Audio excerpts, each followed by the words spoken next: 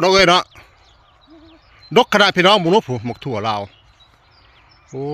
ยพี่น้องเอ้ยตาสะอ่อนคนขยันแห่งปีพ่อเอาโล่มาให้ยายเด้อนี่เด้อผู้รักผู้ใหญ่อยู่สกลนครนี่อย่าคนยาย70 กว่าปีจะได้แข็งแรงขนาดปลูกพักปลูกหญ้าขายหมกถั่วตลอดปีเราหมกถั่วเราเนี่ยหญ้าเป็นกิโลพี่น้อง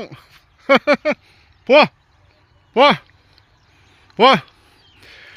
ปลูกเป็นปลูกขายเป็นขายพี่น้องเอ้ย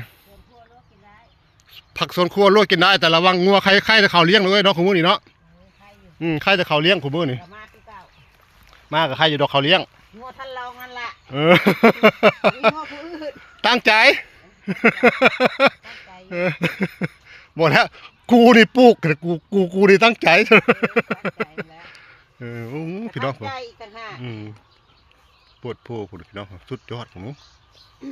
โอ้หมักถั่วไปตำเพาะพี่น้องหมักถั่วย่ามนี่ตำใส่มะกอกนะพี่น้องเด้อแซ่บข้างหน้าได้พี่น้องไอ้หมักถั่วนี่โอ้ยหลอกกันเลยเมืองป้าก่อนขามามึงจะประกวดหมักถั่วไปเรียนได้มึงเห็นนี่ขี้ตมบ่ได้มึงนี่มาเลยโอ้อยากแม่เพิ่นนี่สู้นี่ผู้ดำปื้อแหละเมื่อผู้ส่งไหมคะไปอย่าประกวดหมักถั่วเบะเด้อเถียงนาน้อยคอยรักลาพี่น้องสวยงามปะเถียงนาน้อยคอยรักไปปีหน้าขุดลงแล้วอีกจังน้อยเอ้ยไว้น้ำพดบักทั่วหมูสร้างน้อยลาพี่น้องสร้างน้อย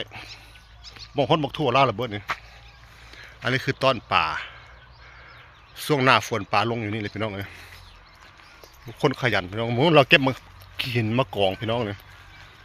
กองโอโยพี่น้องเอ้ยหินเรารถบึกเงินหมดได้น้อยพี่น้องในมักทั่วเรานี่ความยาวเนี่ยโย่หลายร้อยเมตรอยู่ได้200 300 เมตร400 เมตรผลไม้500 เมตรผลไม้นี่ความยาวมักทั่วเราบรรยากาศช่วงหนาวพี่น้องนี่อันนี้แล้วก็มากองไม้เลยพี่น้องเลยกองไม้พี่น้องกองไม้โอ้ยายเดี๋ยวบ่ให้น้ำเสาะความขยันของเราพี่น้องที่นี่สกลนคร